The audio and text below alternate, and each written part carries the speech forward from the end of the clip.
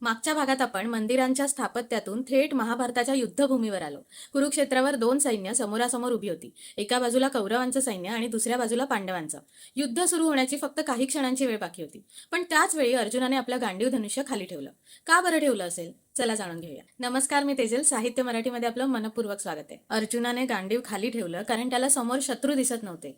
त्याला दिसत होते स्वतःचे लोक. भीष्म पितामह, ज्यांच्याकडून त्याने लहानपणापासून प्रेम आणि मार्गदर्शन घेतलं होतं. द्रोणाचार्य, ज्यांनी त्याला धनुर्विद्या शिकवली होती. कौरवांमध्ये त्याचे भाऊ, नातेवाईक आणि परिचित लोक होते. अर्जुनाला प्रश्न पडला, अशा लोकांना मारून मिळणारं राज्य, सुख किंवा विजय याचा अर्थ तरी काय? त्याच्या हातातून गांडीव निसटलं आणि त्याने श्रीकृष्णाला सांगितलं की मला हे युद्ध करायचं नाही.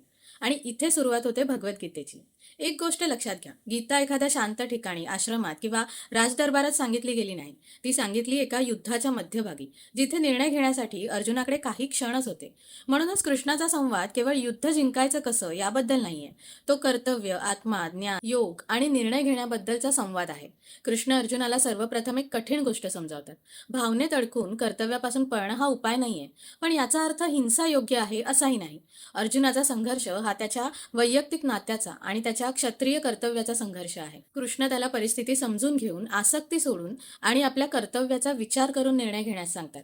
याच संवादातून पुढे कर्मयोग ही संकल्पना समोर येते. कर्म करायचं, पण त्याच्या फळाशी आसक्ती होऊन कर्माचं नियंत्रण गमवायचं नाही. आणि इथेच भगवद्गीतेचा एक मोठा प्रश्न आपल्या समोर येतो. जर कर्म करणं महत्वाचं असेल, तर कर्माचं फळ आपल्या हातात नसताना माणसाने काम करण्याची प्रेरणा आणायची कुठे? याच प्रश्नाचं उत्तर देताना श्रीकृष्ण अर्जुनाला कर्मयोगाचा विचार समजावतात आणि पुढे त्याला आत्मा, शरीर आणि मृत्यू यांच्यातील फरकही सांगतात. पण कृष्णाने अर्जुनाला सांगितलेली आत्म्याबद्दलची पहिली मोठी शिकवण नेमकी काय होती? आणि तीच कल्पना आपण मागे ऐकलेल्या आपल्या 48व्या एपिसोडमध्ये पाहिलेल्या मृत्यू आणि पुनर्जन्माच्या भारतीय संकल्पनेशी कशी जोडली जाते, हे जाणून घेऊया पुढच्या भागात. तोपर्यंत साहित्य मराठीला नक्की फॉलो करा.